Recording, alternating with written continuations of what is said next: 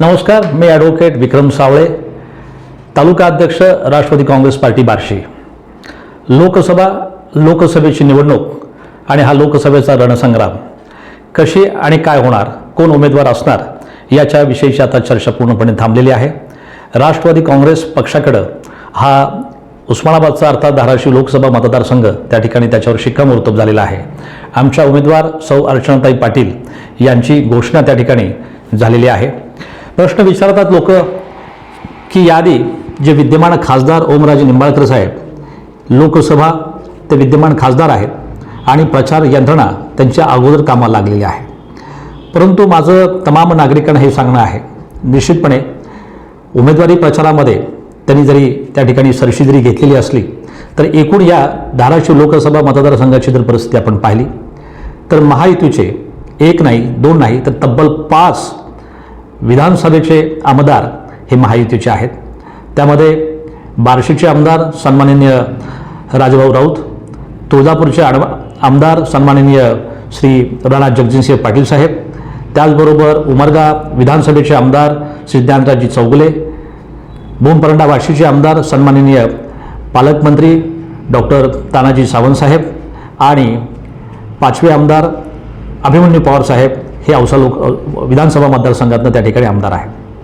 आणि प्रत्येकजण आमदार आपल्या विधानसभा मतदारसंघामध्ये आपल्या कार्यकर्त्यांसोबत अतिशय सक्षमतेने त्या ठिकाणी कार्यरत राहिलेले आहे। निवडणूक केवळ फक्त प्रचार महिनाभरांचा असं होत नाही।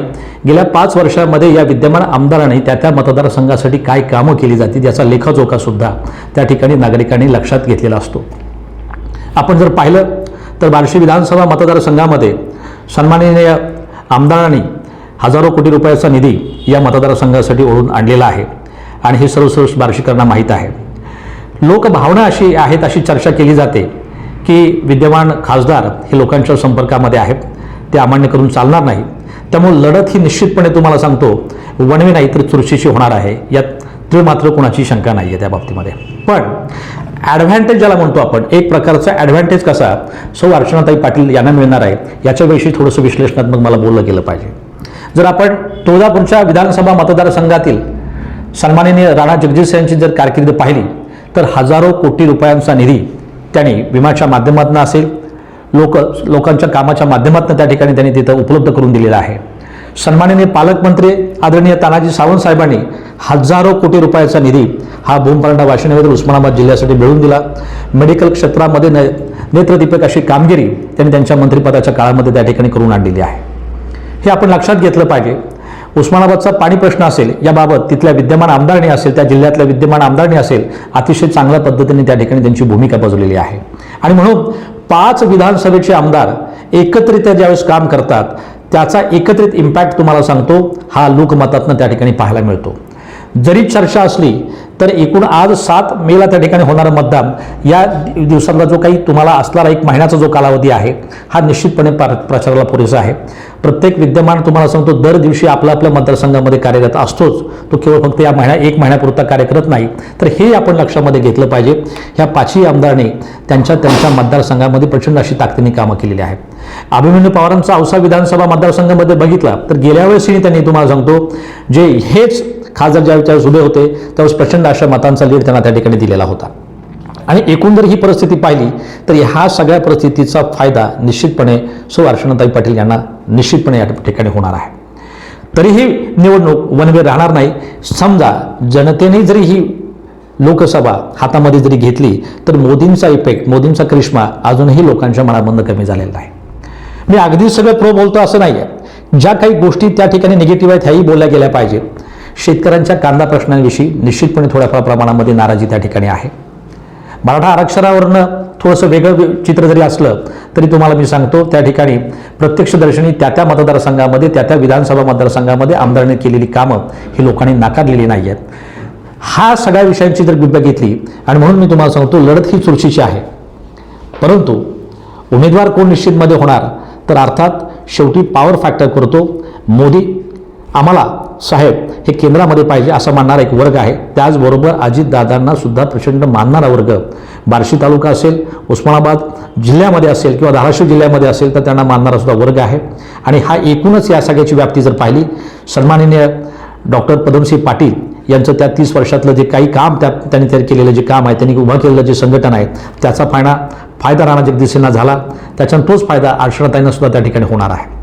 त्याचबरोबर ही उमेदवारी डिक्लेअर होण्यापूर्वी आमच्या उमरग्याचे सन्माननीय सुनीलदाजी बिराजदार यांनी संबंध मतदारसंघामध्ये महिनाभर फिरून जी वातावरण निर्मिती, पोषक अशी वातावरण निर्मिती केली, याचा फायदा निश्चितपणे राष्ट्रवादी पक्षाला या ठिकाणी मिळणार आहे.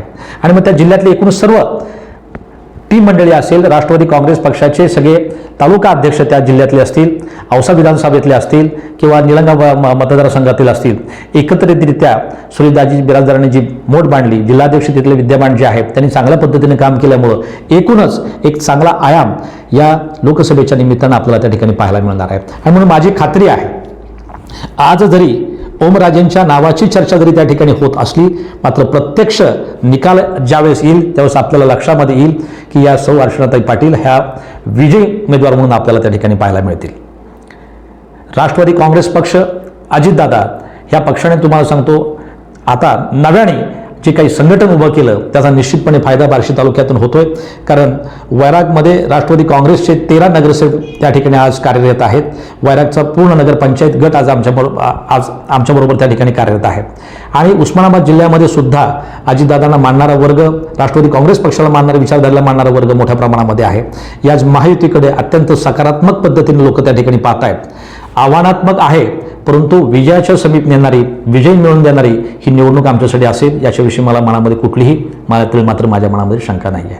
म्हणून माझं सर्व नागरिकांना या ठिकाणी विचार करणं गरजेचं आहे. त्या मतदारसंघातील विधानसभेच्या आमदारांनी केलेली कामं, सन्माननीय अजितदादांचं असणारं या राज्याच्या प्रती असणारं योगदान, बारामतीसारखा उभा केलेला तालुक्याच्या एक समक्षतावर केलेला एक आदर्श असा स्मार्ट शहरांचा पॅटर्न, पिंपरी चिंचवडच्या माध्यमातून प्रशासनाची दिलेली दाखवून त्यांनी दिलेली पकड आणि हा एकूण जर कामाची व्याप्ती पाहिली, प्रशासनावरची त्यांची जर पकड पाहिली, तर अजितदादांना मानणारं नेतृत्व हे तरुणांमध्ये विशेषतः जास्त लोकप्रिय आहे. आणि म्हणून याच जोरावर, याच बेसिसवर हा धाराशिवचा लोकसभा मतदारसंघ आम्ही कामीज केल्याशिवाय राहणार नाही. दुसरी एक समीकरण आहे, काही जातीय समीकरण, काही धार्मिक समीकरण त्या ठिकाणी लागवत जातात, पण चिन्ह घड्याळ आहे. आणि या घड्याळाच्या चिन्हांमुळे सुद्धा निवडणूक ही लोकसभा मतदारसंघातील ही काही लोकांना, काही पक्ष अप्रिय असतात, त्यांनी ठरवून घेतलेलं असतं की या पक्षाला मतदान करणार नाहीत, पण घड्याळाच्या बाबतीमध्ये तसं नाही आहे. ही भूमिका पण आपण लक्षामध्ये घेतली पाहिजे. म्हणून परत एकदा मी सांगतो, 5 महायुतीचे आमदार, अजितदादांचा असलेला करिश्मा, केंद्रामध्ये मोदींचा असलेला करिश्मा, या सगळ्यांची जर आपण एकूण गोळाबेरीज पाहिली तर विजयापासून आम्हाला कुणीही रोखू शकणार नाही, हे मात्र मी तुम्हाला निश्चितपणे त्या ठिकाणी सांगू शकतो. पण तरी देखील सांगतो, विद्यमान खासदार त्यांना इतकं सहज घेणं शक्य नाही, कारण जनतेमधून सुद्धा त्यांना मोठ्या प्रमाणामध्ये प्रतिसाद मिळताना त्या दिसतोय. लोक त्यांचा संपर्क असणार ही त्यांची अतिशय मोठी ताकदीची आणि जमेची बाजू आहे. पण जर आपण एकूण बार्शी विधानसभा मतदारसंघाचा जर तुम्ही त्यांचं कार्यकालामध्ये केलेलं काम पाहिलं तर बार्शीचे नागरिक विचारतायत की खासदारांनी कुठल्या इंडस्ट्रीसाठी आम्हाला योगदान दिलं आहे, कुठल्या पाणी प्रश्नांसाठी त्यांनी आम्हाला निधी दिलेला आहे, याची सुद्धा आम्हाला माहिती मिळाली पाहिजे. आम्ही संसदेमध्ये केलेले प्रश्न, त्यामध्ये बार्शी विधानसभा मतदारसंघाला काय फायदा झाला याचाही प्रश्न बार्शीकर जनता ज्यावेळेस त्यांना विचारेल त्यावेळेस त्यांची उत्तर त्यांच्यासमोर येतील. म्हणून माझी तमाम या समस्त लोकसभा मतदारसंघातील लोकांना विनंती आहे की आपण अतिशय जागरूकपणे ही निवडणूक आपण त्या ठिकाणी पार पाडावी. विद्यमान खासदार असं सांगत मतदारसंघामध्ये त्या ठिकाणी सांगतायत की पैलवान तयार आहे आणि माझ्यासमोरचा कुठलाही पैलवान त्या ठिकाणी सामोरं जायला तयार नाही. त्यामुळे असा एक उमेदवार आता आम्ही हुडकून काढलेला आहे. खरं तर या उमेदवाराच्या बरोबर हे काम करत असताना 3 पक्ष आहेत. तुम्ही लक्षात घ्या की उमेदवारी द्यायला का वेळ झाला. भारतीय जनता पार्टी, शिवसेना आणि राष्ट्रवादी काँग्रेस पक्ष, आणि मग तुल्यबळाने भाजपाची स्ट्रॉंग दावेदारी या मतदारसंघात होती. कारण जवळपास 3 आमदार हे भाजपाचे आहेत.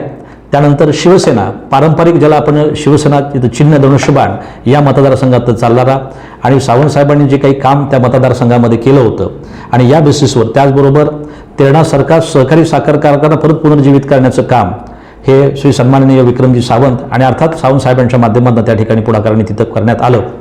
आणि ह्या सगळ्या पार्श्वभूमीवर शिवसेना ही त्या ठिकाणी आपल्या या मतदारसंघासाठी पारंपरिक मतदारसंघ म्हणून त्या ठिकाणी क्लेम करत होती. आणि राष्ट्रवादी, अर्थात राष्ट्रवादीचाही तो पूर्वी बालेकिल्ला आहे. डॉक्टर पदमसिंह पाटील या ठिकाणी एक वेळेस खासदार त्या ठिकाणी राहिलेले आहेत. त्यामुळे हा क्लेम राष्ट्रवादीचा होता. सगळी दिग्गज मंडळी आली, त्याच्यामुळे उमेदवार कोण फायनल करायचा याबाबत लोकांच्या मनामध्ये जरी संभ्रम असला तरी एक वाक्यता नव्हती असं नाही.